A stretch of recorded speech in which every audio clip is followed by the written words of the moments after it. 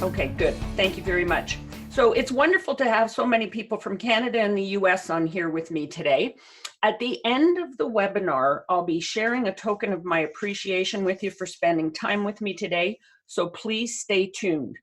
I also wanted to let you know that I don't believe in death by PowerPoint, so I trust you'll enjoy our time together. So let's get started.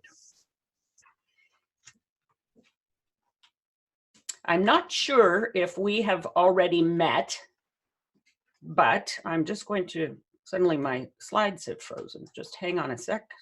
There we go. Not sure if we've already met, so I just want to give you a little bit of background so you know where I'm coming from.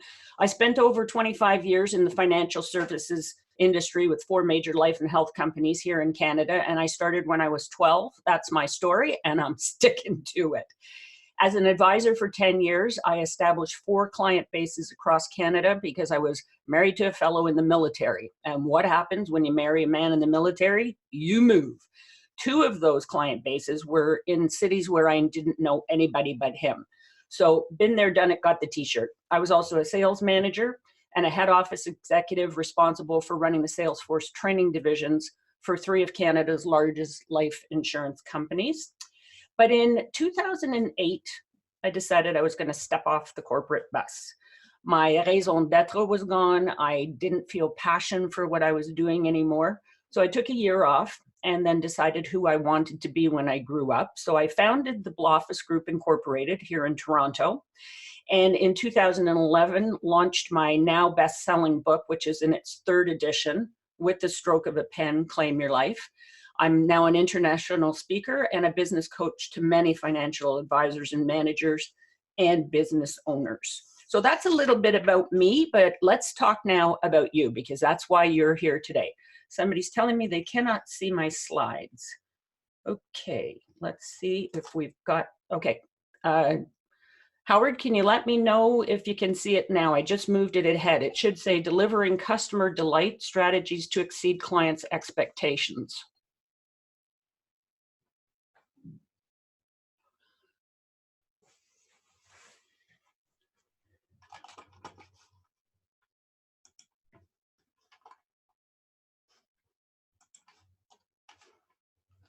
Okay, can everybody else see the slides? I don't want to go ahead unless I've got you all with me. Okay, so thank you, Alan. All I see is a phone icon, Howard. Okay, Howard, maybe step out for a minute and step back in. Maybe something didn't connect when you were starting up.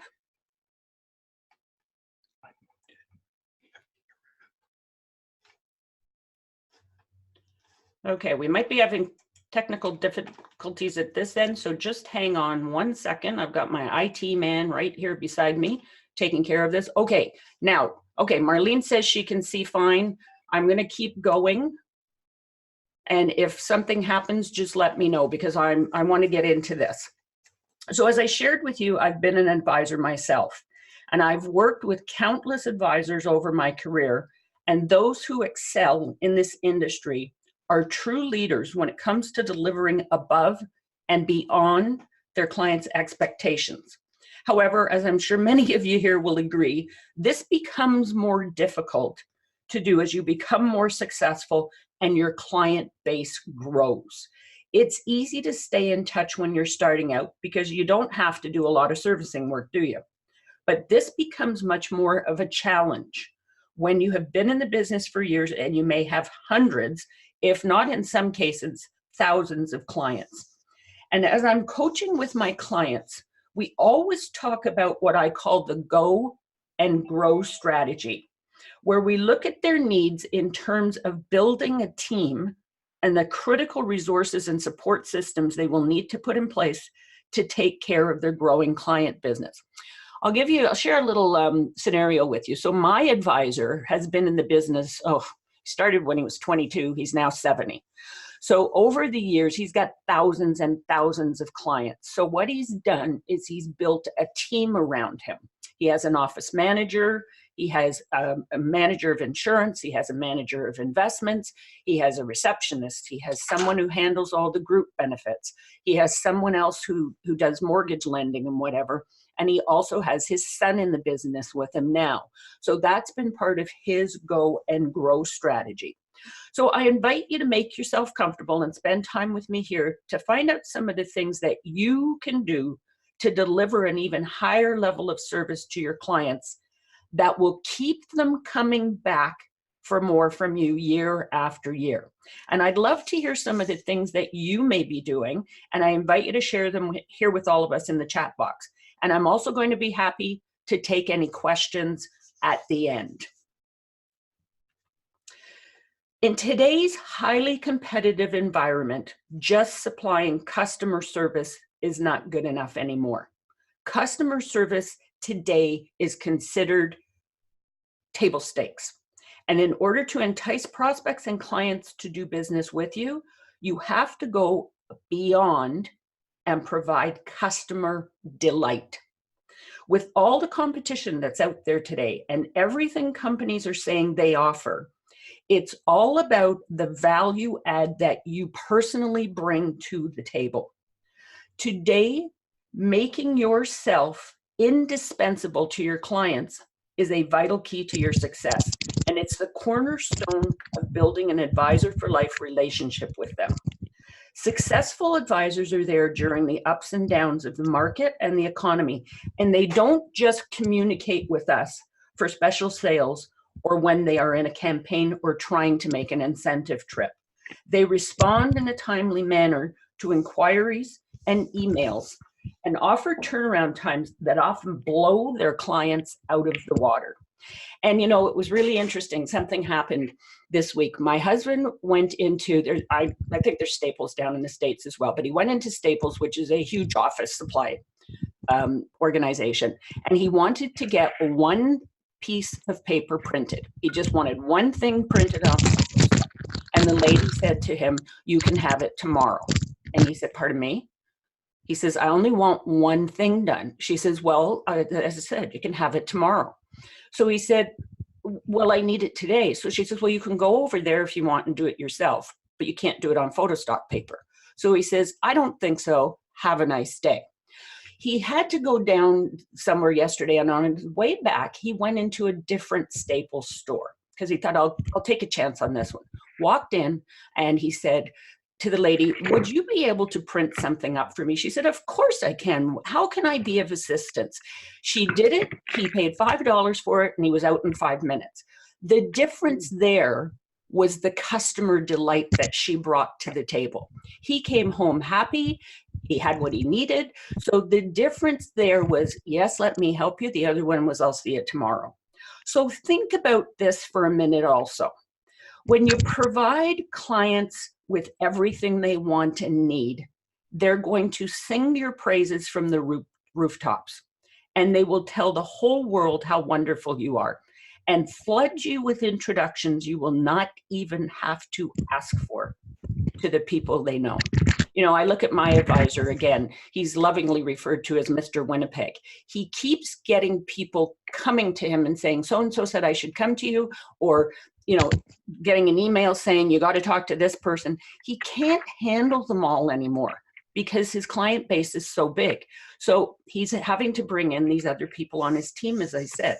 But part of the reason is because he delivers customer delight at a very, very high level. Just having a drink of water there. So the professionals of tomorrow, let's talk about the professionals of tomorrow. The financial professionals of tomorrow are going to have to be more than someone who gives financial advice and provides products. They're going to have to become our trusted advisors, financial coaches, and in some cases, even relationship managers, behavioral managers, and they're going to have a thorough, holistic understanding of their clients' and prospects' situations. You know, when I talk about the relationship managers piece, I'm sure that some of you have sometimes heard things that you really didn't need to hear. I've got so much information that I have to take to the grave with me because of what clients shared with me. But financial professionals whose value add includes taking a holistic view of their client's overall situation will outstrip those advisors who've placed too much emphasis on investment selection and getting better returns than the next guy as their value proposition. This will be extremely important. The whole holistic view will be extremely important as you're working with the largest and fastest growing segment of the wealth management market in the world, women. You know, I was at a conference, and I want to share a story that I heard at this conference from the head of business development for the Ritz-Carlton Hotel. And he shared a story. I'm sure everybody here with me today has gone out to dinner at some point and been sitting there when the manager of the restaurant comes by after your meal and says, "Good evening, folks. Thank you so much for joining us. How was everything?" Well, most people, especially here in Canada, everybody goes, "Fine, it's fine, thanks." So even if there was a bad experience there, the manager wouldn't know that, because he would probably say, "Well, thank you very much. Enjoy the rest of your evening," and walk away thinking, "Oh, satisfied client." But there's a question that everybody should be asking. And this is what the fellow from the Ritz-Carlton was sharing with us. Think about this. That manager should have asked one more question. "I'm glad to hear that you've enjoyed your evening with us. What is one thing that we could do better moving forward to enhance our relationship with you?" And this is a question that I'm encouraging advisors to ask their clients, because you don't know what you don't know unless you ask. And I have a client who did a survey with her client base. She sent out 5 questions and then asked this question: what is one thing we could do better moving forward to enhance our relationship with you? She had never had such a high response rate. And the things she learned were very revealing to her. She got a lot of great suggestions or things that people could do.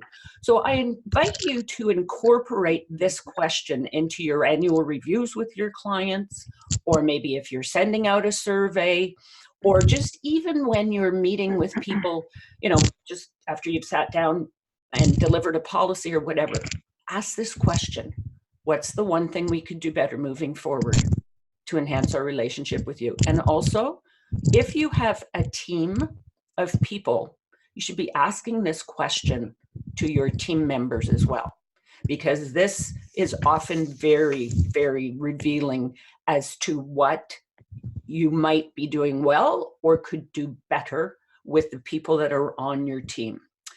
So I'm going to switch gears now, because what I want to talk to you about in the time we have left today is all around networking and the lost art of follow-up, because this is very important when it comes to delivering customer delight and a higher level of expectations to clients and to prospects. You know, over the years, I've been coaching, and I've coached and trained business owners in our industry about how essential networking is to the lifeblood of their business. And sadly, I'm no longer amazed at the amount of time and money people are ready to invest in the upfront piece of networking, but how little they focus on the real return on their investment. The ROI is in the follow-up. One of the ways that top advisors consistently deliver customer delight is through their follow-up process. And it begins from the time they meet someone new.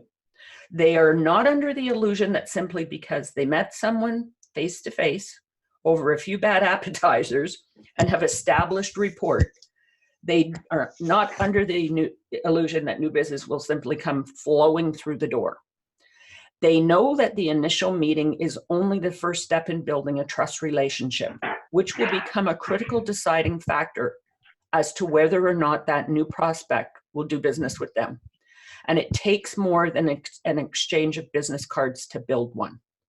Today's sales superstars have mastered the art of networking and the follow-up by building a strategy into this part of their business. And today I'm going to share 5 tips with you as to how they do that.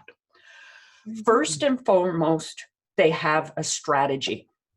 As part of their business networking initiatives, they develop a strategy around who they want to meet. because not everyone you meet will be a candidate for you to do business with, no matter how much you think they might be. Therefore, having an ideal client profile and knowing where to find these kinds of people will help you to make maximum use of your time and money up front. Being strategic about networking means you have thought through what your purpose is for attending the networking event. I've seen so many advisors who go to all these different networking events, spend all this money and time, and they have no idea what the networking event is really all about. So when you're attending these networking events, one, why are you going? And do you know already if your ideal clients also attend these types of events? And the successful advisors who really know how to network, they know before they even go to the networking event what they need to leave the event with for it to have been worth both their time and their money. In some cases, it might be that they have permission to follow up, which is what we're going to talk about next, but they know what they have to leave with in order to deem that it was successful. The other part of mastering the art of follow-up is they ask for permission to follow up. They actually ask for permission to stay in touch. When they finish the meeting with someone for the first time, and if the person fits their ideal client profile, superstars ask for permission to follow up, and they do follow up. You know, surprising people by following up when you say you're going to sets you apart from the competition. With the fact today that so many people say they'll be in touch and never are, it starts to build a trust relationship right up front because they know you do what you say you will do, which is critical in building trust relationships. And this is especially important, again, when you're working with women, as they want to know they can rely on you when the need arises. The third thing that superstars do when it comes to the art of follow-up is they have a plan to follow up. When you know you have a prospect that fits your ideal client profile, it makes it easier for you to create a follow-up plan that will apply to more than one person. Now, a follow-up plan includes not only the number of touches or times you reach out, but also the quality and the relevance of those touch points. You know, prospects need to know certain standard things. Therefore, you need to be providing them, of course, with the information they require to make an educational buying decision and to convert them into customers. However, think how far it might go if one of those touch points you create in your follow-up was based on something that you learned about the prospect in the initial conversation. You know, masters at networking and follow-up listen very carefully. They listen with intent. They know that God gave them 2 ears and 1 mouth for a reason. So having a strategy before they even go to the networking event makes it easy for them to listen for things that they can follow up on later. It could even be something as easy as someone, you know, discussing their love for sailing, and maybe there's something they come across. So really listen with intent when you're deciding how to follow up with the people that you're meeting at networking things. Now, the other thing that superstars do is they don't use a sell approach. We all know nothing turns prospects off more than a buy my stuff approach. Sales superstars know that people will not be comfortable enough to do business with them until they have answered the questions that are important to the prospect. Think about this for a minute. Every day, every single day, you have courageous conversations with people in order to start the dialogue until you can build a bridge of trust and turn that person that you're talking to into a client for life. And the superstars know that it is important to build a relationship before asking for the sale. Just taking a drink of water for a minute. And last but not least, They are professionally persistent. They have it built into their systems to know when they have contacted people, and they have set up reminders to reach out again if there's been no response to their email or phone call. You know, I use LinkedIn as a big part of my networking platform. And I've developed a strategy. I'm close to 3,500 LinkedIn connections, but I don't just want to be a click connection on LinkedIn. So when I invite somebody to link in with me, I always personalize the invite. And it will often do it by pulling something out of their profile or responding to something I've seen on a post they've done or whatever. But when I connect with somebody, if I feel that there's a good reason for me and that person to connect offline, I will send a personalized invite suggesting that I would love to connect with them to see how we might be able to mutually support each other and to really do what LinkedIn is meant to do, which is to make professional connections. I have been told by many people over the years that because of my professional, persistent follow-up, that it's the reason why they're doing business with me today, either coaching with me or they've brought me in to speak or whatever. So there's a very professional way to be persistent without being salesy. So think about the way that you're approaching people, and just think about how you can master the art of follow-up using these 5 tips, because sales superstars follow these 5 tips and they build multiple touches into their plan to turn prospects into satisfied customers.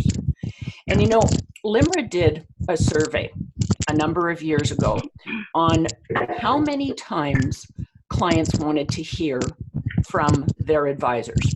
Now, I'm sure some of you have heard of segmenting your client base into A+, B, C, and D clients. So LIMRA asked the people that were in these different segments how many times they wanted a touch point or to be touched by the advisor and or a member of their team. Now, don't get all worried. You don't have to physically touch them all these times. But it was a very interesting survey and revealed something that often shocks a lot of advisors. So A+ clients want 18 touches a year. Now, before you freak out or have a heart attack and go, Jane, are you nuts? I have, like hundreds and hundreds and hundreds of clients, and there's only 365 days a year. How in the world do you think I'm going to reach out to them that many times? So a touch point could be a newsletter. So if you do a quarterly newsletter, you're at 4. If you do a monthly, you're at 12. It could be a face-to-face. It could be an annual review. It could be whatever. But A+ wanted 18. The A's wanted 12. The B's wanted 8. The C's wanted 4. And the D's just wanted to be touched once a year. But you know what? As I say to all advisors, why don't you just ask the client? When you're setting up a file with a new client or you're doing an annual review, include this question in your process. How many times a year would you like to have me connect with you or have someone on my team connect with you? The more you know, the better you'll be able to do this sort of thing. So if you want to set yourself apart from the competition and become a sales superstar, then make sure you have a plan to turn the art of the follow-up into your greatest masterpiece yet and deliver customer delight to prospects and your clients for years to come. So I'm going to open it up to see if anybody has any questions or comments or anything else you'd like me to maybe give you a little bit more insight into, because I want to be respectful of everybody's time.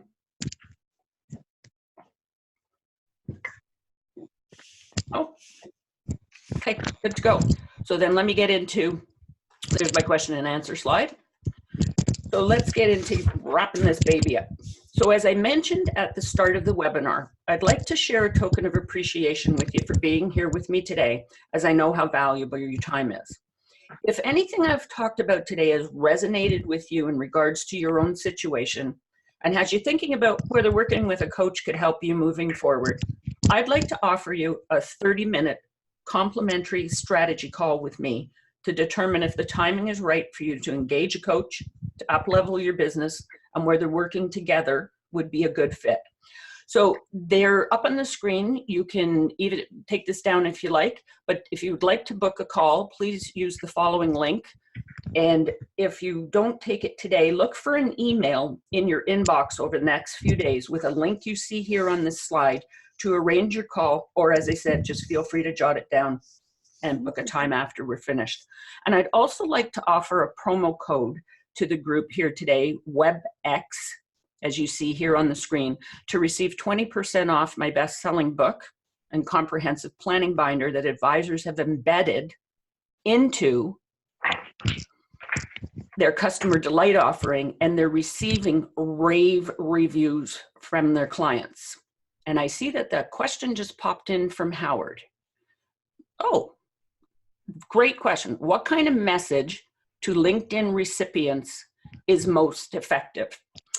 The one that I find is most effective is I offer them if they would like to have a chat so I can find out more about them to see how I might be able to support them, because I always go to how can I support you first, and I do not try to sell them anything or to suggest anything. I just want to find out more about them so I know what I might be able to do. In some cases, I suggest that they sign up for my newsletter, which I would encourage all of you to do if you haven't already done so. You can just go to janebloffice.com, as you see here on the screen.